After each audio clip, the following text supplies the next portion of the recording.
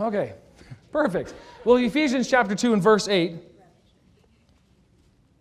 it says this, "For by grace you have been saved through faith, and that not of yourselves, it is the gift of God, not of works, lest any man should boast." We'll get into this more deeper, but I want you to look at this. "For by grace you have been saved through faith, and that not of yourselves." That word "that" doesn't talk about salvation.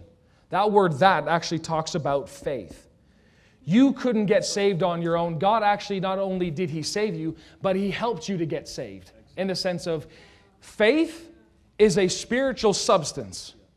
But what God did, He said, not only am I going to provide salvation through Jesus, I'm also going to provide them the necessary help for them to actually believe what Jesus has done. It's like saying this, I'm going to buy you a brand new Ford Raptor.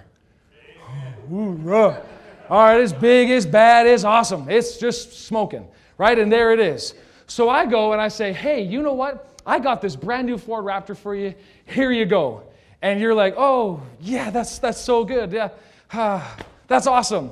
But really, unless I give you the keys, that thing's going to do you no good. You can do anything you want. So what God did, or what I'm going to do, is now I'm actually going to give you the key to this Ford Raptor and say, it's all yours. So what God is saying, here is the key. Here is the faith to receive that Ford Raptor, or what Jesus Christ did on the cross. Really here it is. Yeah. And so what do we have to do? Absolutely nothing, in the sense of what do we provide? Did we even believe it? Well, we believed it because He helped us. Yeah. Wow. Really, everything that about salvation is absolutely nothing about you. It's all about what God has done. We're just smart enough to receive it. So look at your neighbor and say, you're really smart. Now, I always remember I had a teacher that I had in junior high school. Everybody, we on purpose try to get into his class because he was one of those teachers, that just kind of, I don't really think he cared a whole lot.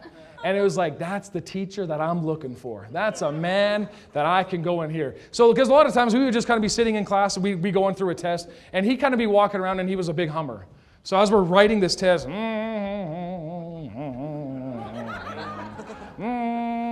he'd walk by and kind of, it's like, I'm writing a test.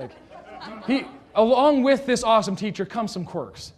You always get that, right? Oh, they're awesome, but they're going to have some quirks, right?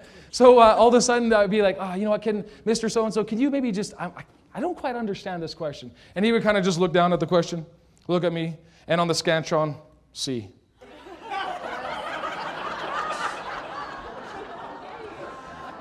All I can say, if you're in education, that is what every student is looking for. Did it help me for future? Did it help me pass grade 7? And 8 and 9. And I was like, why don't you come along with me to high school? You would be a great teacher in all of everything that I'm going to be going into. But it'd be the same way. So God's kind of like, and it'd be stupid to go, I'm thinking maybe B. No, it's C. It's C. Just take it, right? You can't fix stupid, right? That's a big problem. All right.